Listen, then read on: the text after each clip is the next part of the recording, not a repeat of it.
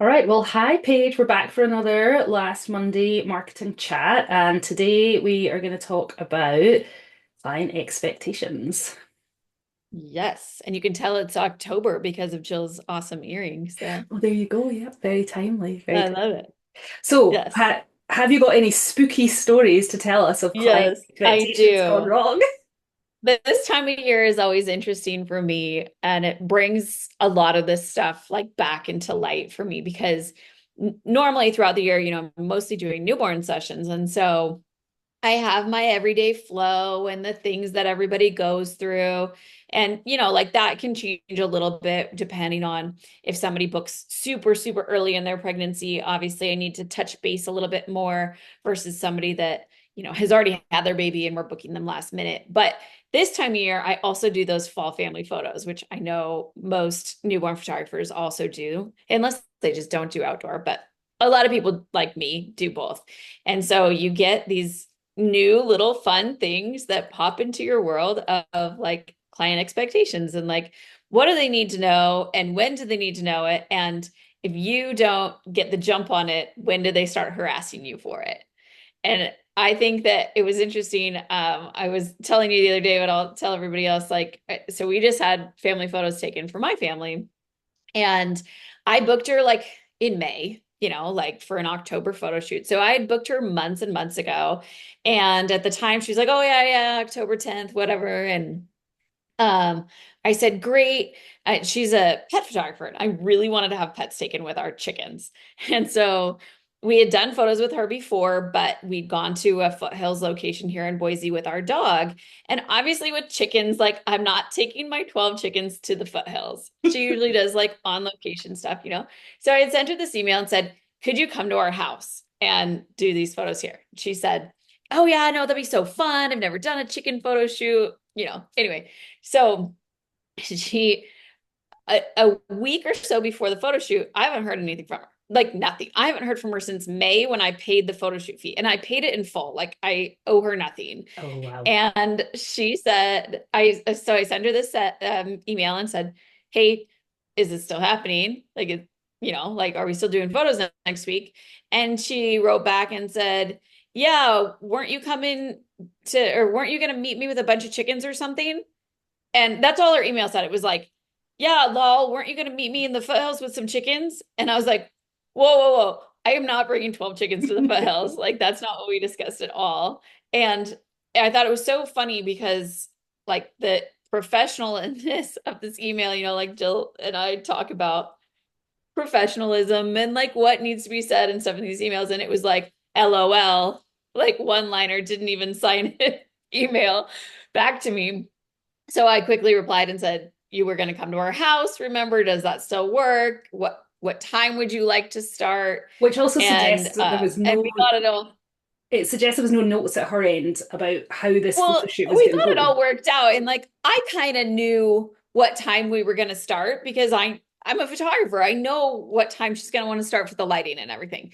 But if I were an everyday consumer, I would have been so frustrated because she didn't send me anything. Like there was no communication whatsoever between May booking and the week before the photo shoot. And I'm curious when she would have actually contacted me had I not reached out.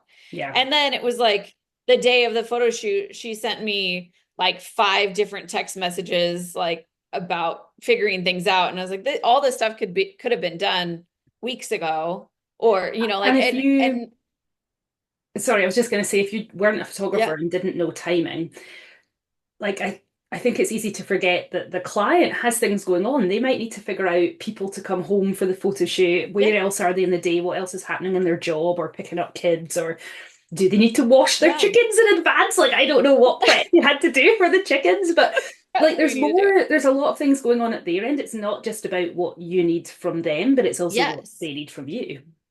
Yeah, so I just found it very interesting. And then so now it's, October 10th is the day that we took our photos. It's today is October 28th, and it's been 18 days. It's not like that long of a turnaround time for fall and people are busy and everything. But at no point did she say, this is when you can expect your images, approximately this long, like this, like nothing. And last time we did photos with her was about 3 weeks. So I'm kind of assuming it will be the same this time. But these are all things that I'm Mhm. realizing are like, as a consumer, as the client, I'm like really annoyed about. And and even though I know I'm going to love her images, I loved them last time, that level of communication, like not being there, is so frustrating as a consumer because you're like, wait, what's going on? Do I need to email her to find out when I'm going to get these things, or when is this going to happen, or where are we going? Where are we meeting? What time are we meeting? And all of those things that factor in, how do we make this a photo shoot that like people are going to enjoy, and they're going to And say, oh my god, she was so organized, I didn't even think about that, and she'd already thought about it, yeah, I you mean, know. ideally, you don't want to have a client realize that they needed to do those things because you've done them in advance. And I think one of the things that Yes. people often don't realize is that if a client has had to reach out to you unprompted, so not because you asked them a question in an email, but they have to reach out to you, something's kind of gone wrong. There's a friction there because they're having to ask a question that Yeah. they do not yet know the answer to. And if you reply in that kind of unprofessional manner of like, LOL, I thought we were meeting with some chickens, like you've got to remember they probably started that email. They've probably spent a few days in advance wondering when is the right day to say it, getting a little bit anxious, being like, "What am I supposed to know this stuff yet?" So you've already hit some friction. If they Yeah. are getting in touch with you, it means they don't know something that they feel like they should know. And I think when we say, "Oh, it's a bit unprofessional," that doesn't mean your letter or your email has to be all buttoned up and polished. It can be a very relaxed, friendly, chatty email, but it has to be appropriate and Definitely. it has to show that you are a professional in your work. You don't have to sound like that you've written this letter from an office, but you have to show that you're taking care of them and you know what the steps are. And they've given you a whole load of money and they don't know yet what they're going to get in return for it. So, you need to show them that there's steps Yeah. in the plan. Well, and I think that unfortunately there's this leeriness with photographers, um, about photographers, I mean, because I've heard from so many people, people will come to me for like a second baby or a third baby or whatever, and they'll be like, my one of my first questions is always like, what kind of experience do you have with professional photography? And I've heard so many people say, oh, well, yeah, we had professional photos taken, and like we actually never even got them. Like the photographer just never gave us our Wow. images. And it's always like appalling to me because I'm like, wait, you had one job. Like you were hired to take pictures and deliver said pictures. And if you don't like, I don't even know how that happens, but it No. happens frequently enough that people are leery and they just don't know how it's all going to go. And every photographer is a little bit different. And like, as you're building your business, you have to decide what it is that are your boundaries and how you do things, and how do you run your business. Like there's no right way to do it. It's just being very clear about how you do it so that people can understand. And that's setting those expectations through either text messaging or emails, or preferably both, really, so that you're getting that like dual thing. Because I guess if there's one thing I've noticed, and I'm curious, Jill, if this is the same for you with copywriting, like people just they don't read. And so even if you send them one thing, they'll be like, oh, well, wait, I thought it was like this. And like, or, like they've decided in their mind how something is supposed to be. And if they didn't read it all the way through, they've missed something. So like never really is a bad thing to repeat the information over and over of like, hey, like one thing that I realized the other day is my scheduling software makes me put in a time, but like it won't allow me to be like, hey, put in the time for an hour before sunset. So I have to say like 5:30 start time or whatever. And in my mind, I'm like, that's flexible because if the sun's going down at 7:30, we're going to start at 6:30. If it goes down at 6:30, we're starting at 5:30, and like I try to explain that to people, but sometimes I forget. And like I had a client this weekend who we were talking through when we were going to meet and stuff, and she's like, hey, well, my start time is at 6:30. And I said, well, the sun sets at 6:30, so we really need to start at 5:30. She goes, oh, okay, cool, because I was so confused how we were going to start like after it was already dark. And I was like, oh no, sorry. And that was bad. That was on me. Like I hadn't explained to her that the time that she'd chosen in our system was a sunset time, not necessarily An the start exact time. time. Yeah. And these are the details that Well, and make there a big difference. sometimes this is where a lot of what I do as think about as a copywriter is putting yourself in the shoes of your client or whoever you're talking to, Mhm. because it's so obvious to you that 5:30 means sunset and sunset means whatever time sunset actually is, or an hour before. That it doesn't even occur to you to mention it because it's just so baked into your process. But for somebody who's never Yeah. had pictures taken at sunset before, they don't know that that's a flexible time. They think that's a hard start time. So it's often just about um, really putting yourself in the shoes of your client or your customer and picturing what is it if they know nothing about this. What things do I need to tell them? That might be incredibly obvious to me, but if I don't mention them and possibly mention them repeatedly, then they're not going to know about it. And I think that's Yeah. especially true It, for like newborn photos because probably someone's hiring you when they're pregnant and they may be first time parents. They maybe don't really know how this is all going to feel and how it's going to work when they actually have a newborn in the house and they're sleep deprived and they're skimming emails and probably got pregnancy brain or mom brain and forgetting about what they've read or yes. misremembering. So yeah, I think there's so much of that where there's no harm in repeating or constantly directing, like having one place on your website if it's not in an email and just constantly remember, here's the link to that if you need to check it again.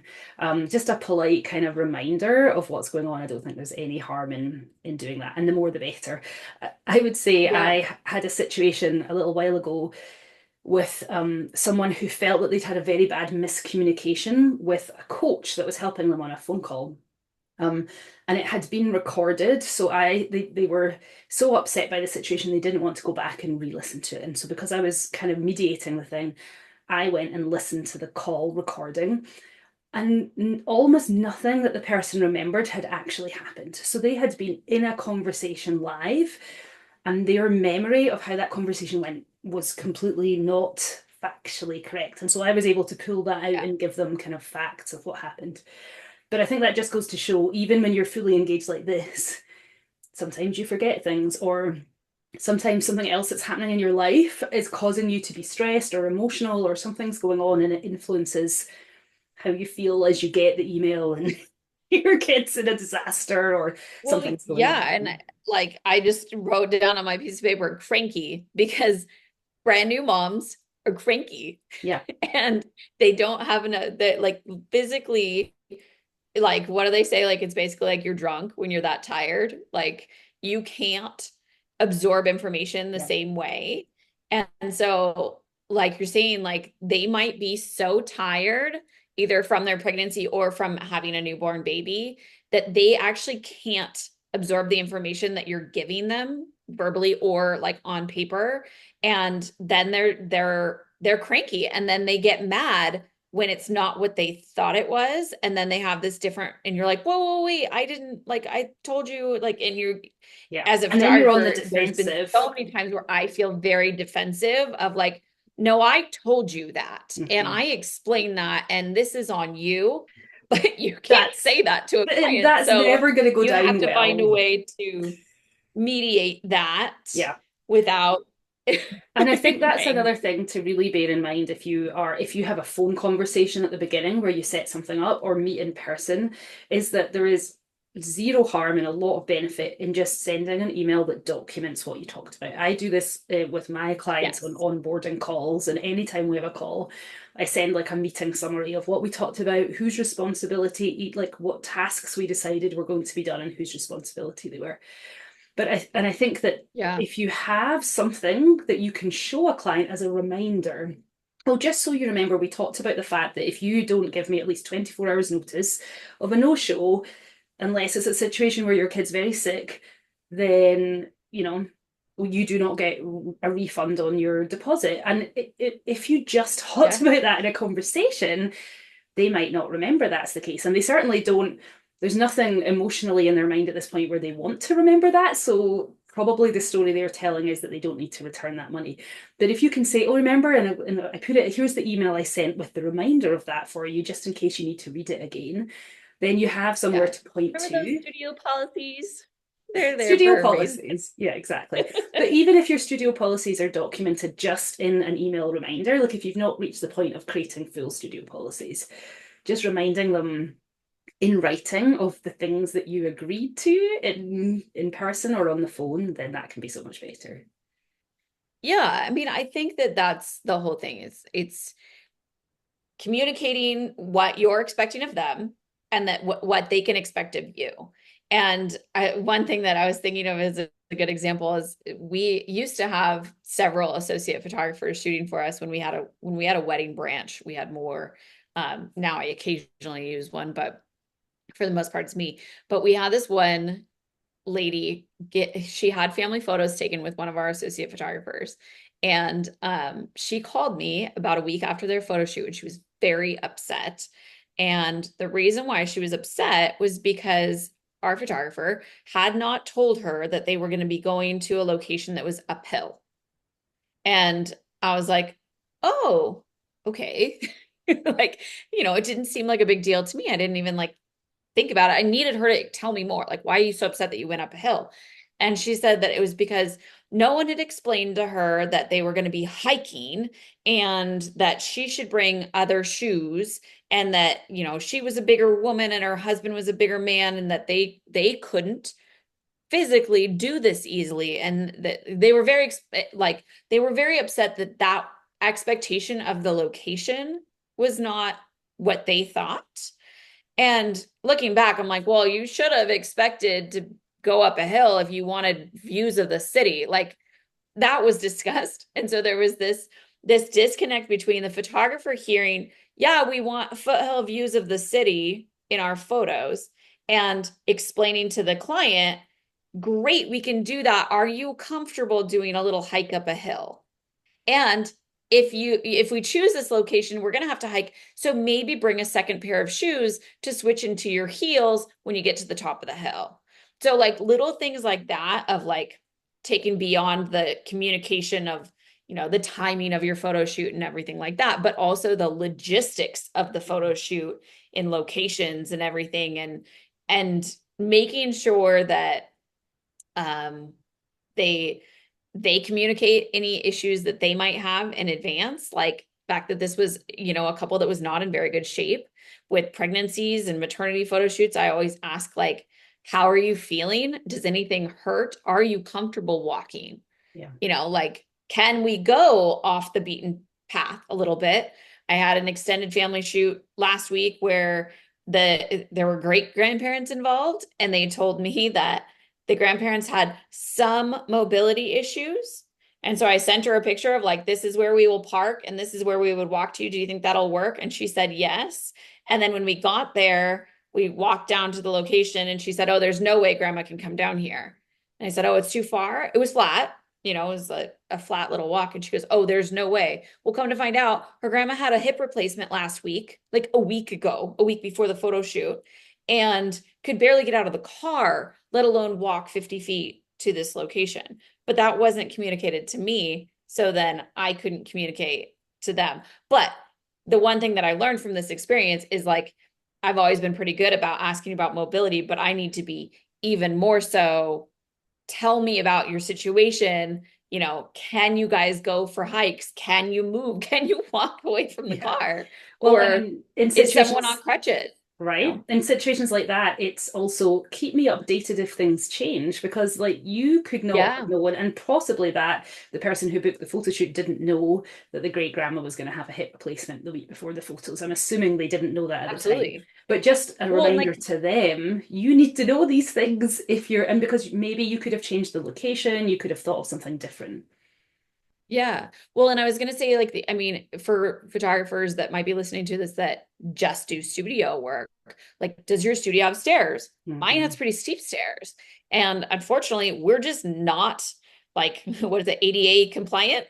Like, if you're in a wheelchair, you're not going to be able to come to our studio. Unfortunately, it's just a fact. Unless somebody can like lift you up the stairs, we're not going to be able to get you up there. So those are things that, like, as the studio owner, I need to be very clear about from the very Mhm. beginning so that I don't have somebody that needs that, Well, like and I'm that not the turns right up. fit for someone that's not able to get upstairs. Right, that like turns up on the day and then you have to figure it out rather than making a plan in advance of what you're going to do, or maybe you're just not the right fit for them because of that situation.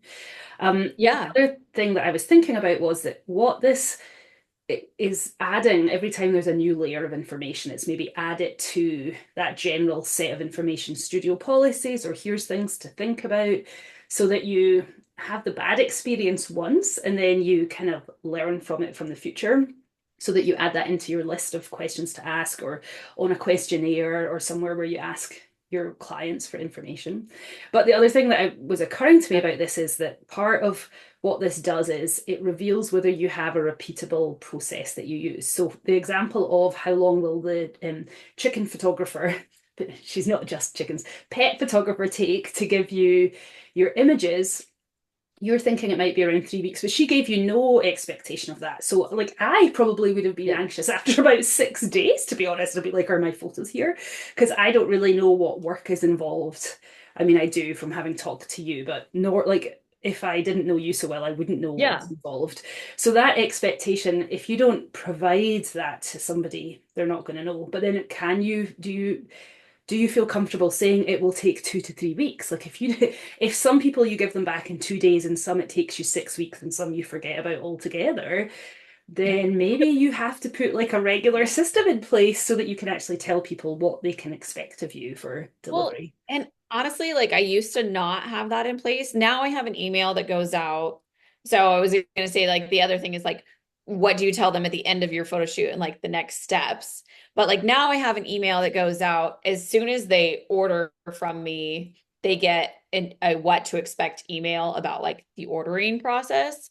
And it has turnaround times for my like retouching, but it also has turnaround times for all the different products that I order so that they know, because like our albums usually take about 4 weeks, but sometimes it's 4 weeks to get it. But like if it takes them 2 weeks to approve it and it takes me 2 weeks to get their images edited, now we're at 8 weeks of like photo shoot to album being in hand, right? So all of that is in there so that people are aware of like it's 4 weeks after it's been Plus. approved. So Mhm. typically about 8 weeks after your photo shoot is when you'll actually receive these things. Like some of that, will come with time. Like the longer you're in business, the more you know those turnaround time things.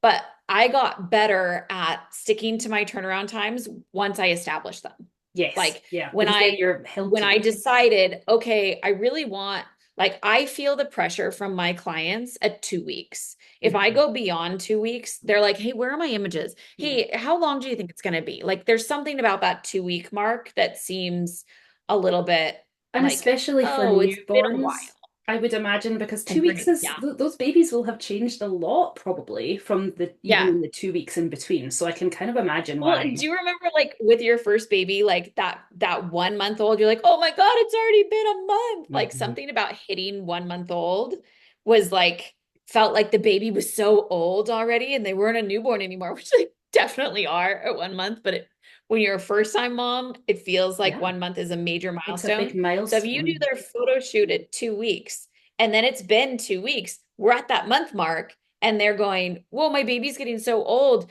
He looks so different. Like, where are those photos? Yeah. They're getting antsy. They want to share them with family and friends. And like if they don't have anything yet from you at a month old, they probably are feeling that big time. Right. But even if you take 3 weeks, and as long as they know, and I think here's the thing, especially if you're a newborn photographer and like Paige, you do family photos and you're in this time of year, every client that has to send you one or two emails asking when the photos are going to be there, and you multiply that up by however many clients you have going on, that is a lot of back and forth of emails that you're having to send in the moment while you're also Yes.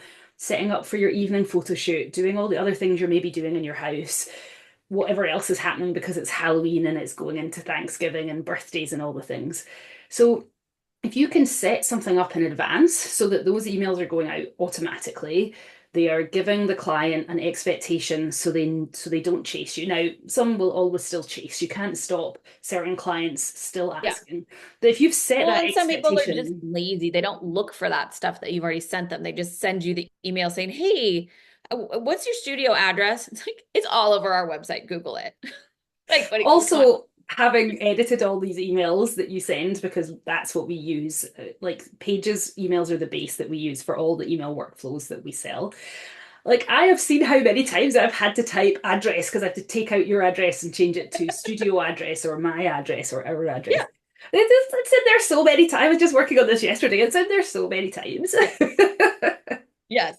It's in there so many times because people ask. And Mhm. to be fair, like I'll go look for an email for something, like an appointment I have to go to or whatever, and I'll look for something. And then like the most recent email is the one that I look Have at it. first. And if it's not on there, I'm like, now I gotta dig for where was that Yeah. thing? So it's nice if you send those emails that say, and a reminder, here's that link to the what to wear guide, and here's that link to our address, and here's the directions for when you get here, and here's what to do with your baby on the day of your photo shoot, whatever. Like the more you repeat it, the easier it is for them to find that information when they go Right. looking for it. And And if it's also, on your website, as well yes. as in their emails, as well as in their text messages, they're like, oh, this is so great. I can find it whenever I need Yeah. it. I'm not frustrated with my photographer because look at how many ways she's provided it for me. And it means that they will only remember one of those things. That's why you have to do it that often. But the point is that they Yeah. probably will be like, oh, she sent me the address, and they'll go look for it. Whereas if you've not sent Yeah. it, chances are they're just going to text you or email you or phone you and ask for it. So again, it's like if you can give them what they need, even if they can't access it right away, but they know they've seen it, they're less likely to get in touch with you, which involves you then reacting in the moment Yeah. or Saves forgetting to so react much in the time. moment. Like you're too busy and it takes you a day and you haven't replied to the email. And now they're getting really antsy because their appointment is actually tomorrow and it's now 11 at night the night before and they still don't know what your address is. Yeah. Yeah. Well, and I feel like that's the kicker, right? Like one, it saves you so much time. So like effectively saves you money because you're not spending that time to respond to those emails. But the biggest part beyond that is that you're saving the client that anxiety of Mhm. what's going to happen next because like that feeling, that negative like does she even care about my photo shoot? I haven't heard anything from her. I have no idea what's going on, that all impacts their willingness to buy from you, Yeah. like big time, I And find. So, like when I have recommend a client you. that's annoyed about something, they almost always buy a smaller package than someone that is like, oh my God, this whole experience was so amazing. Like, you like made us feel so special and made it so easy. And we just showed up and like, yeah, I want all the images. Like, they're so much easier to work with because they're happy and they love Yeah. you and they want to buy all the things from you versus Well, somebody that's annoyed with you. yeah, and I think that's where, like, a lot of the times when I work with clients, it's either long-term retainer clients or even like for my smallest packages, it probably takes 6 to 8 weeks to do a project. So I know that we're going to be in our world together, interacting for multiple months. And so I set up a whole load of touch points and various places we're going to be talking to each other. Um, and that gives them that comfort. And I think that it can be easy as a photographer to imagine, well, I'm only going to see them for 2 hours or 3 hours for a photo shoot. So, like, it's just this one thing. But they are in your world and you're in their world for weeks and if not months, if you think about from when they first, like, look at your website and call or, like, book a consultation with you, all the way to when Yeah. they get the images. Like, that's probably going to be quite a long time. Even the ones who've maybe just had the baby, it's still going to be 3, 4 weeks potentially till they get all the way to getting their images. So you've got all that time to create a good or bad impression. And if you don't actively create a good impression, then there's a high risk that you're going to end up creating a bad impression. Yeah. Yeah. I mean, not providing the information is leaving them to fill that gap themselves. So they're going to make some assumptions about the process because you haven't given them that information yet. So there's certain things that we don't want them to assume, right? Like we don't want them to assume that all the digital files are included if they're not, right? If you're Then an it'll take all-inclusive six photographer, days to obviously, get them well, their that's images. fine. You don't want to you don't want them to assume that they're going to get a sneak peek in 1 or 2 days if you don't do sneak peeks. Hmm. Like I don't do sneak peeks at all. And so I have a couple clients that I've had to remind over and over. One client in particular who wants the sneak peek every time. And I have to say, I don't do sneak peeks. I've never done sneak peeks. I'm not going to do them this time. You can expect your images in X number of days and And you'll get all of them at that point. They will be yeah, fully done at that point. They're not going to get a sometimes sneak peek. sometimes clients' expectations are also about you setting boundaries in your business of what you Yes. will or will not accept. But also, it's the problem is that if a client asks you for a sneak peek and you don't do it, it's easy for you to get annoyed. Oh, can't believe they're asking that. But from their point of view, if they know photographers who have given sneak peeks, then their assumption is going to be that that's the norm because it's all they know. So then they're going to be Yeah. annoyed at you for being annoyed at them for thinking the sneak peeks. And as we know, the customer is always right. And if you are annoyed with them and they're Yes. annoyed with you, the only person who loses out of that is you, as the photographer. Yeah, I mean, I think that's big time, and that's with all expectation things. Like if you don't give them what they need and then they have to come looking for it, they're going to be annoyed, and that's your fault.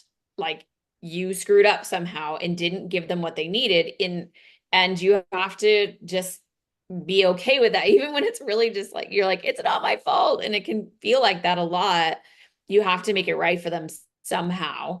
Yeah. And like a lot of that is in, more communication, being like, whenever I get that email, like, hey, what time are we meeting on Saturday or something like that, I go, okay, shoot, she's feeling that like she needs something. Like this mom is trying to get organized. She's reaching out about timing, and it sounds like this casual question, but like there's obviously more there. She needs more information. So I don't just respond with, oh yeah, see you at 6:45. Hmm. Like I'll respond with, our start time is going to be 6:45. We're going to meet at this location. Remember to park by this thing, like so many more details than just the start time, because even though they asked one question, they're really asking 12, There's or some they're going to ask logistical 12. thing going Like, on. yeah, Yeah. they're now on edge. Like sometimes I'll get that email before my email was going to go out. Hmm. And like this time of year with location stuff, like Boise's fall is about 5 days long, I swear, because we have like no color, no color, and then all of a sudden it's like bright yellows and oranges and reds for a week, and then it all falls down and it's gone. It's done. And so a lot of times people will be like, "Oh, I want the whatever location has the most color." And so I have to explain to them that great, we can definitely do that, but I'm not going to tell you your location Yeah. until probably 2 days before, because I don't know. one windstorm can change that location to the point of like all the leaves are gone. It's Yeah. not a great location anymore. And now we need to go to this other location to actually still get you the fall that you And want. are And you so, okay, like client, are you okay with not yeah, knowing until the last minute? Because if you're the kind of person who needs to yes. plan this 2 weeks in advance, then maybe you just have to pick a place and we're okay with the color. Or if you But really want the color, you have to be okay with the uncertainty of the place. yeah. And well, I was going to say, like, I feel like some photographers are like, no, I want to plan my locations well in advance. And like in that case, you tell your clients where you're going to Mhm. go and you have it all planned and it's fine. But if you're more of a like, I don't know, I want to kind of see what things look like, sending that email that says your location will be determined, 2 days before, like set that Yeah. expectation. Even if you don't know yet, right? You don't know where we're But going, you're but also, don't acknowledge that, because then now we've got a problem, right? You're going to acknowledge it by saying, we don't have a location yet, and here's why. We're yeah, waiting to see what things look like. And as soon as, we're about 2 days out, I will reach out and let you know what my right. two top favorites are that fit the criteria that we've discussed. And then we'll go from there, or something like And that, it's that showing allows them them that, to feel like you're in charge, like yes, you're the exactly. professional, you know what's going on, you know what's going to happen, you're going to watch the weather, you're on top of it, like I think showing that they you they have a feel comfort in process, that. right? Showing that you have a process, and you don't necessarily need to give them the whole process, but the fact that, like, I know the top places. I'm constantly monitoring them in these weeks. I do this for lots of clients. Like all that stuff gives them comfort that you have a plan. You're not just going to go on the day, oh goodness, we have this today. Where should we go? Like you're making a Yeah, plan as you approach the time. And I think that's where making your emails in advance is so beneficial because that's a little complicated for you to think through and write, but once you've written it once, you can put that in every email that goes out to clients where you're not sure where the location is. So it's a kind of set it and forget it. Do the absolutely. work now of thinking to yourself, what do they really need to know? What will make them feel comfortable? Write the paragraph, and then Yeah. you can And just if use that's that all every time. automated, like we discussed last last Monday, it's like you already did it. So you Yeah, don't need to even think about like what did I tell this person? Because you know that your email says your always says. location will be determined 2 days before. Like And it you makes know those what phone parameter you put in calls place, and everyone got that. right, and it makes those phone calls or emails much easier if they say, how we don't know where we're going yet, and they're kind of in a panic. You can be like, oh well, Yeah. remember I always send an email that explains this thing, and it stops you going on the defensive of like, wait, did I tell them? Because you know you did, because you You know you tell did. it, you explain that in every time to every client in the standard email that goes out. um Yep. And I think that's the whole game, right? Is you've said it. yeah, You laid the expectations down, you repeated them multiple times, and you and do you them. like kept everyone on that same path all the way through so that you know what that path looks like. You know where they maybe missed something on that path and can direct them back and say, hey, there was this, you know, this Yeah, email that you should go back and read. And this explains all of that. right. And so if you're noticing that multiple clients are asking before your email goes out, maybe that's a sign that the email needs to go a bit earlier. Or if multiple clients are saying, oh, wait, Yeah. I missed that, maybe you need to add a new piece into an email to address it. Like you will always have the odd random person who doesn't read things properly, asks incredibly detailed questions no one else thinks of, forgets what you said. But if it's just one-offs, that's you can I think you can sort of safely handle those. But if multiple clients in a month or a few months are asking the same types of questions, then you can redo that workflow so that you get less of those questions in the Yeah. future. Well, and I mean, the other thing I was going to say is like when going back to the turnaround time thing of like, when can we expect our images? Mine used to say 7 to 10 days. And I was realizing that like when you put 7 to 10 days, people expect it in 7, right? They don't expect it in 10. Like you've said, it could be up to 10, but they But they see saw 7. 7. And so I changed my emails to say 10 to 14 business days now, because now when I give it to them in 7, they're like, and it's 7 days, not 7 business days. They're like, oh, wow, we got them so much faster than we thought it was going to be 2 weeks. Yeah. And instead, they're getting it in one regular week instead of, 14 business days feels like, oh, it's going to be a while. And I want them to feel like it's going to be a while. And wow, now she surprised us and got them early, because I think as you do these things and you realize that you are getting that email like, hey, just checking in to see when our images are going to be ready, because you're on closer to that 10th day, or, if you're, say, if you're a wedding photographer or something and you're like, oh, it's going to be 6 weeks, or even if you're just a really busy newborn photographer and like it is 6 weeks, like 6 weeks is 6 weeks. That just might be how long Hmm. things are. But if you find that at 5 weeks, everyone is coming to you saying, where are my images? You might need a reminder email that goes out at 3 weeks that says, hey, just as a reminder, we're 3 weeks in. We should have them for you in 3 weeks from now. I know it feels like, but it's going to be worth it. Like whatever you want to Yeah. say, like that reminder email can break up that time of this is what to expect. And I would say that like to my photographer, it would have been good for her to send a reminder maybe in like the beginning of September or something to Hmm. me to say, hey, I'm so excited. Fall is here. You're on my books for October 10th. Yeah. Like And you just know it's something coming. reassuring me that, like, yes, I'm on her calendar, even though it's been several months. She hasn't And forgotten you.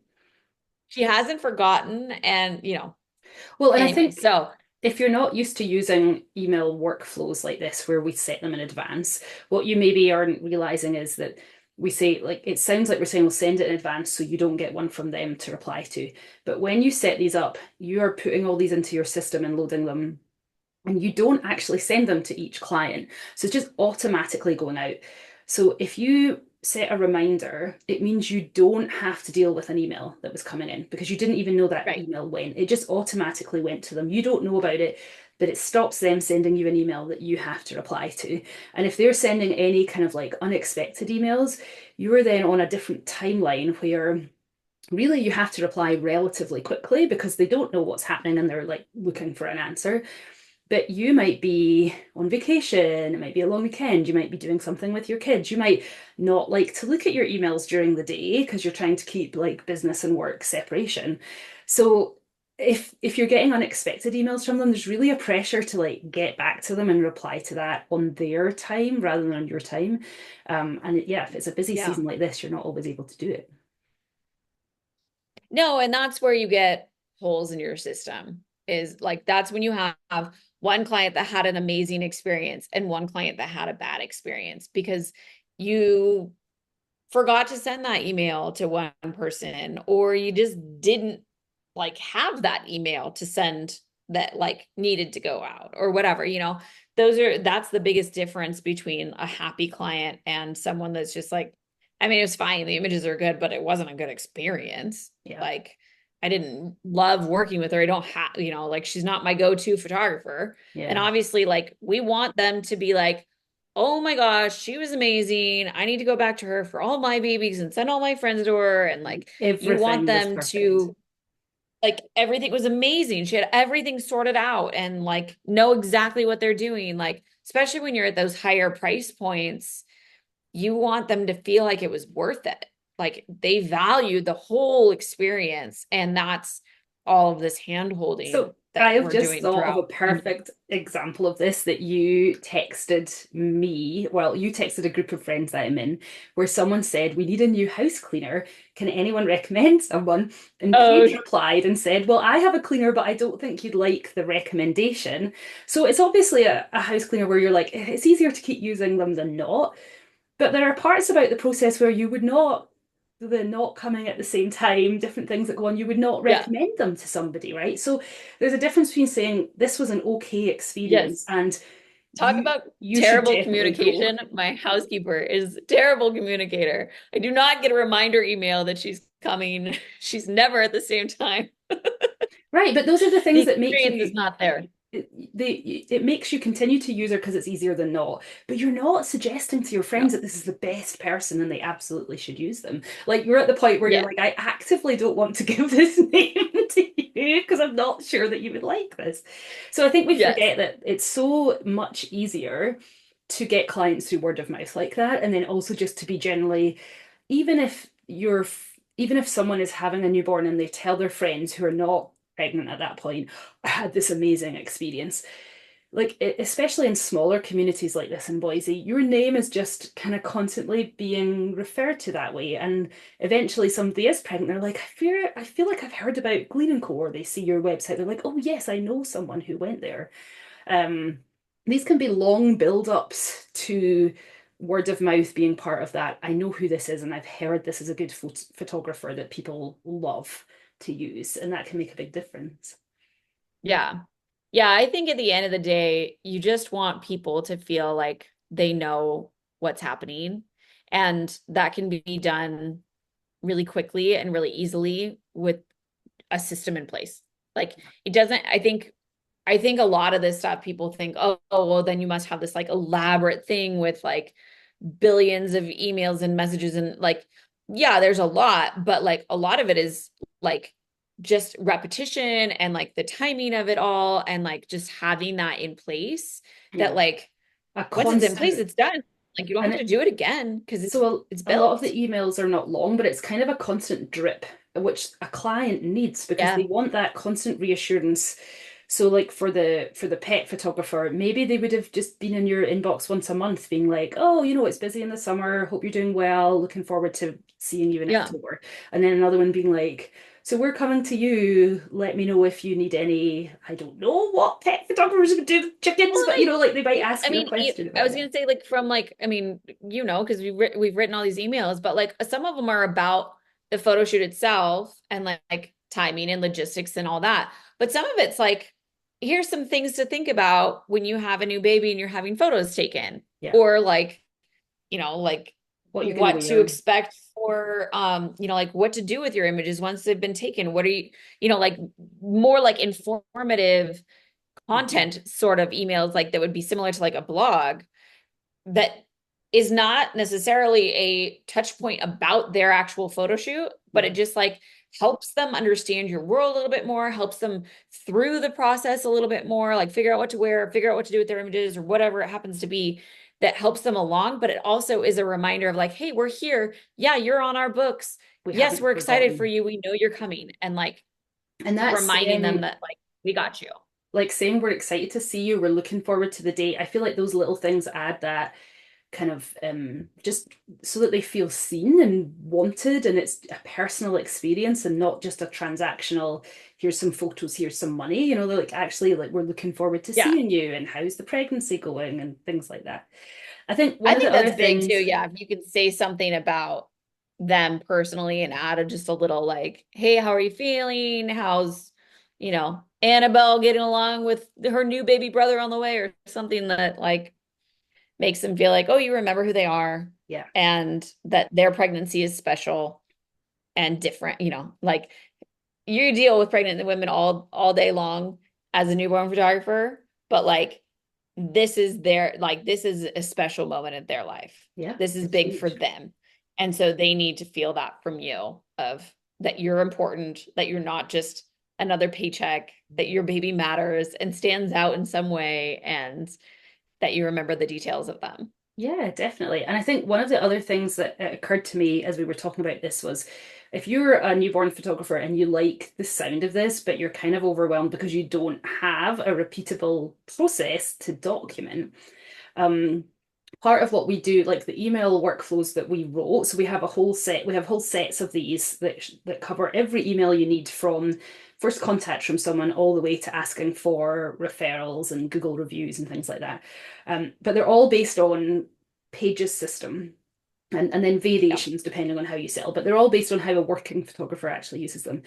So even if you don't do it the same way as Paige, by seeing what her steps are, you can be like, oh, I like that step. I'd like to add that step into my process, so I'll keep that. Or, oh, that's not how I do this. But by seeing how Paige does it and realizing, oh, I do this other thing, it helps you figure out, okay, I do have a step here. It's not the same as Paige's step, but I have a step, and I just need to change the wording to document what my step looks like.